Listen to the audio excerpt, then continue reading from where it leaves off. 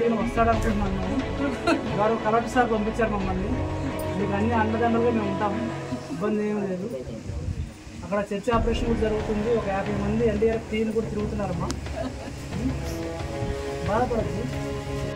జిల్లా వైద్య ఆరోగ్య శాఖ ఫైలేరియా విభాగంలో యూడీసీగా పనిచేస్తూ ఉన్నతాధికారుల వేధింపులు భరించలేక ఆత్మహత్యకి పాల్పడిన కాండ్రేగుల రాధాకృష్ణ ఆచూకీ ఇంకా లభ్యం కాలేదు.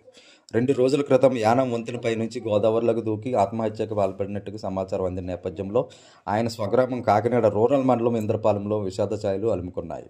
ఆయన ఆచూకీ కోసం యానం, గాడిమోగ పరిసర ప్రాంతాల్లో విస్తృత గాలింపు చర్యలు జరుగుతున్నాయి. ఎంతో సౌమ్యుడిగా పేరొందిన రాధాకృష్ణ తీవ్ర మనస్తాపంతో ఇలాగ ఆత్మహత్యానికి పాల్పడడం దారుణమని అతడి కుటుంబ సభ్యులతో పాటు సన్నిహితులు, బంధువులు, స్నేహితులు అంటున్నారు. అలాగే ఫైలేరియా విభాగంలో ఆయనతో పనిచేసిన సహచర సిబ్బంది కూడా రాధాకృష్ణ మంచితనాన్ని గుర్తు చేసుకుంటున్నారు.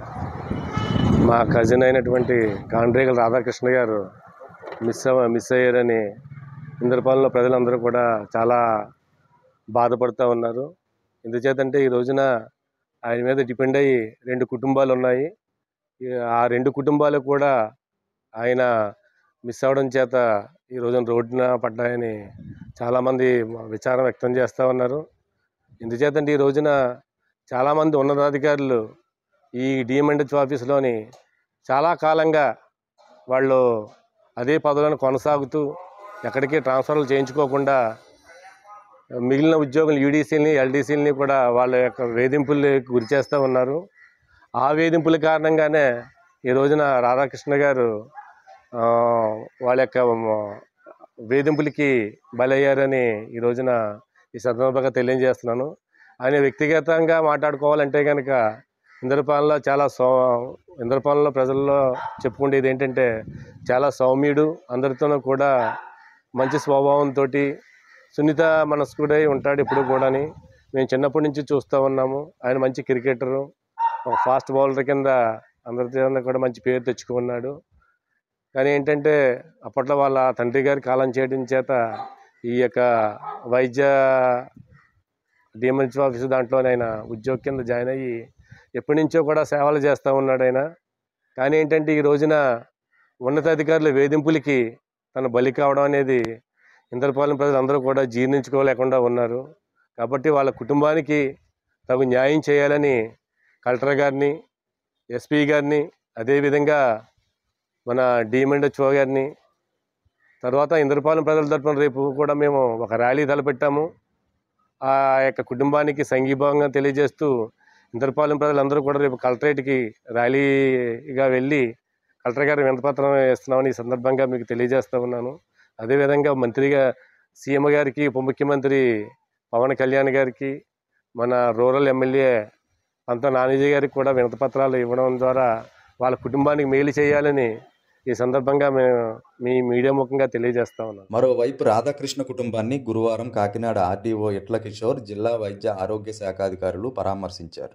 ఈ ఘటనపై జిల్లా కలెక్టర్ షాన్ మోహన్ సగిలి విచారణ జరుపుతున్నారని, ఆయన ఆదేశాల మేరకు తాము ఇక్కడికి వచ్చామని ఆయన వివరించారు. ఈ కుటుంబాన్ని అన్ని విధాలుగా ఆదుకుంటామని రాధాకృష్ణ కుటుంబ సభ్యులకు హామీ ఇచ్చారు. ఈ సందర్భంగా ఆయన రాధాకృష్ణ తల్లి, మేనకోడలు, ఇతర కుటుంబ సభ్యులకు ధైర్యం చెప్పారు. మా మదర్ని పిలిచి నన్ను అతన్ని పిలిచి పక్కన పెట్టి అడిగితే ఇద్దరు ఎవరు మంచి వాళ్ళు అంటే తనే మంచి వాళ్ళని చెప్తారు. అంత మంచి వ్యక్తి మాట అండి. నిర్మాణంలో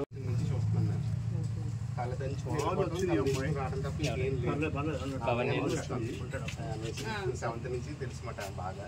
మా హౌస్ అదే సార్. రియల్ హ్యూమన్ అండి, రియల్ హ్యూమన్. హ్యూమానిటీ అంటే అంత గౌరవ కలెక్టర్ సార్ నన్ను మన డిఎంఎస్ఓ సార్ ఇద్దరు పంపించారు. ఆధారపడద్దు. ఏదైతే ఇప్పుడు అంతా సెర్చ్ ఆపరేషన్ కూడా జరుగుతుంది. దాదాపు ఒక 50 మెంబర్స్ ఎన్డీఆర్ఎఫ్ టీం ఎవరైతే ఉన్నారో మొత్తం సెర్చ్ ఆపరేషన్ జరుగుతుంది. మేము కూడా దేవుని కోరుకుంటున్నాం, ఆయన హ్యాపీగా రావాలండి. మీరే ఆధారపడద్దు. రిటర్న్ వస్తారు అనుకుంటున్నాము. మీరేం కంగారు పడద్దు దయచేసి. ఏమున్నా కూడా డిస్ట్రిక్ట్ అడ్మినిస్ట్రేషన్ ఉంది, మీరు ఏ టైంలో వచ్చి కలవచ్చు. మా సార్ కూడా ఉంటారు, డిఎంహెచ్ఓ గారు. సార్ కూడా ఇప్పుడు మాతో చెబుతా ఉన్నారు, చాలా జెన్యూన్ పర్సన్, అట్లాంటి పర్సన్ మేము కూడా మా సర్వీసులో చూడలేదు. చాలా మంచి వ్యక్తి, ఎవరికి హార్మ్ఫుల్ పర్సన్ కాదు, అందరికి హెల్ప్ చేసే మనిషి అని అన్నారు. ఏం పర్వాలేదు, మాకు హోప్ ఉంది. ఆయన మంచిగా వస్తారనుకుంటున్నాం. మేము కూడా ఏం కంగారు పడదు.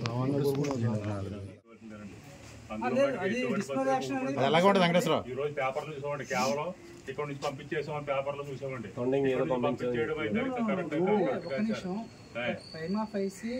ముందర ఇక్కడ నుంచి బయటికి ట్రాన్స్ఫర్ చేసి ఉంటుంది.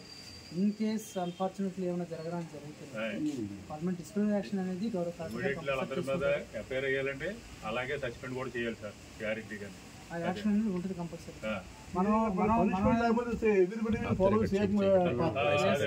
ఎందుకంటే రాధాకృష్ణ ఫాదర్ కూడా మా చిన్నప్పుడు ఇలాగే. కలెక్టర్ గారు ఇట్లాంటి అసలు ఎంటర్టైన్ చేయని ఎవరు, ఆయన చాలా సీరియస్ ఉంటారు, చాలా హ్యూమన్ కైండ్. నేను చాలా మంది ఆఫీసర్ చూశాను, కానీ ఇట్లాంటి ఆఫీసర్ కలెక్టర్ సార్ నేను ఎక్కడ కూడా అలా బాబు ఆఫీసర్ తర్వాత బెనిఫిట్స్ ఏవైతున్నాయి అన్నీ కూడా కలెక్టర్ సార్ చెప్పారు, ఇమీడియట్గా పాస్ చేస్తాము.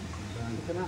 తర్వాత వాళ్ళ ఇంట్లో కూడా ఏం ఇబ్బంది ఉన్నా పర్సనల్ చూసుకుంటారు, ప్రాబ్లం లేదు. మా బాధపడుతుంది, ఏం కాదు ఏం కాదు, ఎక్కడికి వెళ్ళడు, ఆనందంగా వస్తారు. బాధపడుతుంది పెద్దవాళ్ళు, మీరు వేరే చెప్పాలి పిల్లలకి, మీరే బాధపడితే ఎట్లమ్మా? ఏం కాదు, ఆయన హ్యాపీగా వస్తాడు అనుకుంటున్నాం మేము. గారు కలెక్టర్ సార్ పంపించారు మమ్మల్ని, మీకు అన్ని అండదండలుగా మేము ఉంటాము, ఇబ్బంది ఏమీ లేదు. అక్కడ చర్చ్ ఆపరేషన్ కూడా జరుగుతుంది, ఒక 50 మంది ఎన్డీఆర్ఎఫ్ టీం కూడా తిరుగుతున్నారమ్మా. బాధపడద్దు.